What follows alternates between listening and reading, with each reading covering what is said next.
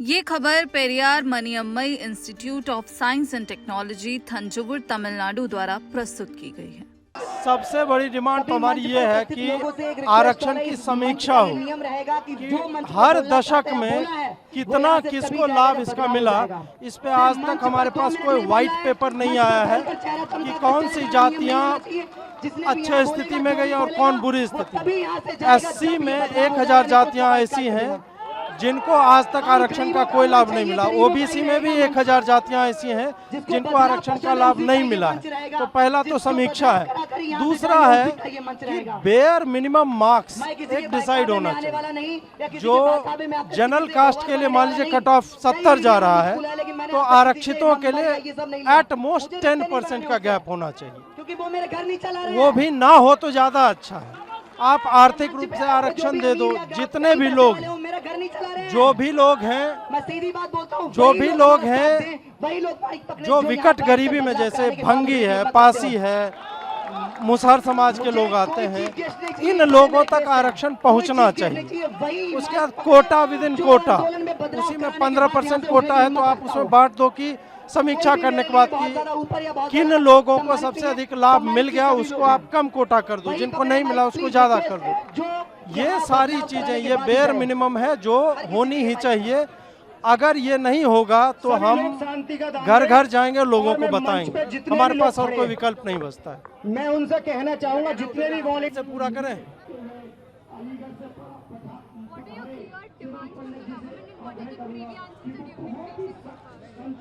देखिए, हमारी सबसे बड़ी डिमांड तो ये है कि सरकार एक वाइट पेपर लेकर के आए कि अभी तक जो तुमने ये 80 साल तक आरक्षण दिया है, जिन जिन को दिया है, और उनकी संख्या बढ़ती ही जा रही है, मतलब लोग बैकवर्ड होते ही जा रहे हैं। तो इस पर एक वाइट पेपर लाओ कि भाई इससे लाभ किसको मिला है। ओबीसी में 3-4 जातियां हैं जो 70-80% आरक्षण ले रही है। एससी में भी सेम है। हजार जातियां इन दोनों समूह में ऐसी हैं जिनको कभी आरक्षण का कोई लाभ नहीं मिला है आज तक। मतलब उनके बच्चे घोंघा चुन करके खा रहे हैं, चूहा पकड़ के खा रहे हैं। मैं बिहार से आता हूँ। मुसहर समाज के बारे में अगर कोई जानता हो, नहीं जानते हैं, सर्च कीजिए कि उनकी कितनी विकट स्थिति है। उनके बच्चों को कोई आरक्षण नहीं मिल रहा है। क्यों? क्योंकि उन जाति समूहों के नेता भी नहीं। नेता भी आप देखोगे तो जाटव का ही है, नेता आप देखोगे यादव का ही है, जाट का ही, गुर्जर का ही। जो इन जाति समूहों में सबसे घटिया स्थिति में है उन लोगों के नेता तक नहीं, नेता नहीं है इसलिए प्रेशर नहीं बनता है, और वो कभी भी एक्चुअल लाभार्थी तक नहीं पहुंचता है जहां पहुंचना चाहिए।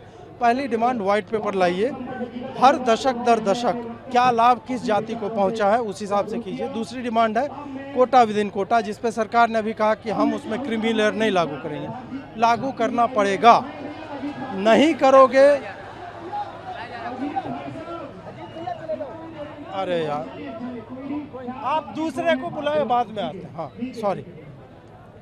दूसरी डिमांड जो है हमारी वो ये है कि कोटा विद इन कोटा हो, जिसपे गवर्नमेंट ने अभी जस्ट बोला है कि हम क्रीमी लेयर जो है हम नहीं लागू करें। क्यों नहीं लागू करोगे यार? ये कितनी अब्सर्ड बात है कि सरकार उन कुछ दलित नेताओं के आगे झुक रही है जो दलित नेता केवल अपने जाति समूह की बात, जाति की बात कर, जाति समूह की बात, राजनीति उनकी दलित की है, लेकिन एक्चुअल में लाभ केवल और केवल अपने दल को पहुंचा रहे हैं। तो हमारा ये कहना है कि भाई कोटा विद इन कोटा होना चाहिए। 15% एससी है, उसमें 3% उनको कर दो जिनको अभी तक मिलता रहा है, सबसे अधिक मिला है।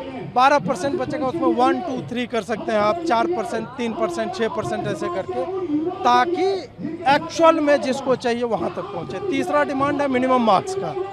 मेरिट से कॉम्प्रोमाइज करके आप विकसित भारत का स्वप्न नहीं बेच सकते। 50% यदि जो योग्य युवा हैं या बच्चे हैं, बच्चियां हैं जो पढ़ाई कर रहे हैं, उनको एडमिशन ही नहीं मिलेगा आईआईटीज में, आईएम्स में या हायर एजुकेशन में, तो यार तुम्हारी एफिशिएंसी 50% वहीं घट गई। उसके बाद आप टीचिंग में भी आरक्षण दिए हुए हो तो वो पढ़ाएंगे क्या? फिर आपके जो लोग हैं वो भाग जाते हैं बाहर, काहे कि उनको अच्छा रिसर्च के लिए मिल रहा है। आपने रिसर्च की फंडिंग इतनी लिमिटेड कर रखी है कि वो रिसर्च नहीं कर पाते, तो क्या करेंगे? और उनको मैं भगोड़ा नहीं कहूँगा, वो यार माता सरस्वती ने मस्तिष्क दिया, उसका यूज कहीं पे कर रहे, मानवता की भलाई के लिए, चाहे यूएस में रिसर्च करें, कहीं पे करें। हम वहाँ पे उनको हेल्प नहीं कर रहे हैं, तो इसलिए मिनिमम मार्क्स जो है वो मेरिट से कॉम्प्रोमाइज़ नहीं होने देगा, वो कर दें।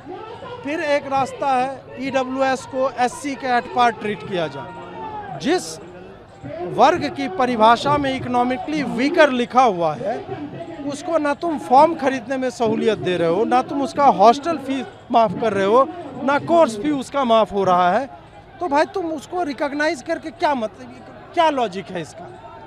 और उसका कट ऑफ भी ऐसा नहीं है कि बहुत ज़्यादा डिफरेंस रहता है जनरल से, लगभग एट पार ही रहता है।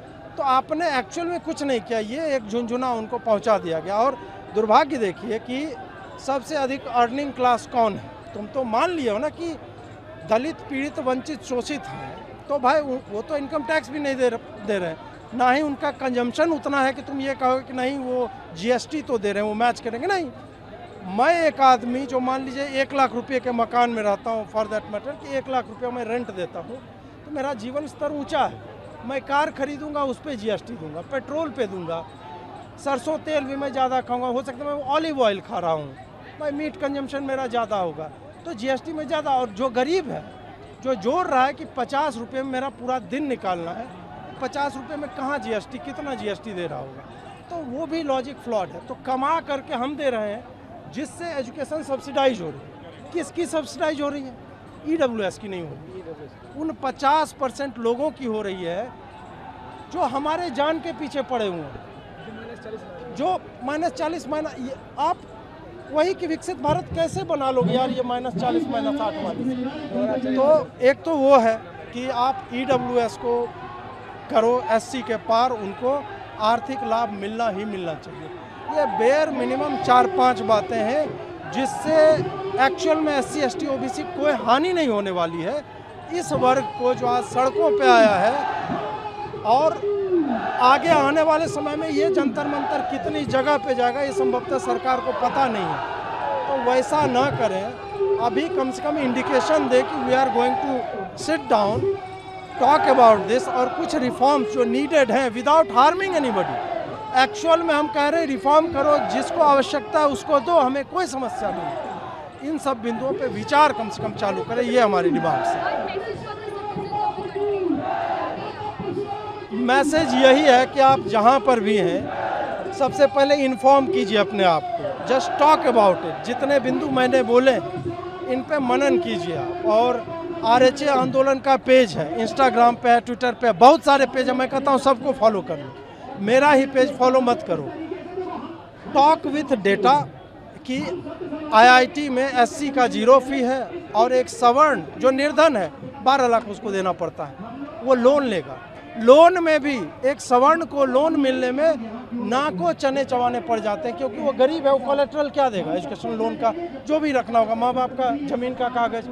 और दलित जो है उसको तुरंत लोन मिल जाता है। मतलब हर रास्ते पे सरकार ने चेक पॉइंट्स बनाए। तो आप अपने आप को इन्फॉर्म कीजिए, चिंतन मनन कीजिए इस विषय पे, लोगों से चर्चा कीजिए, और फिर चुनाव के समय में जो व्यक्ति आपके इन बिंदुओं को फुलफिल करता दिखे, इंडिपेंडेंट ही कैंडिडेट है या वो भाजपा का ही है, कांग्रेस का है, जिसका है, जो इस बात पे बोले कि हम आपकी लड़ाई लड़ेंगे, लिखित में दे, आप उनको जिताओ, उनके लिए वोट करो।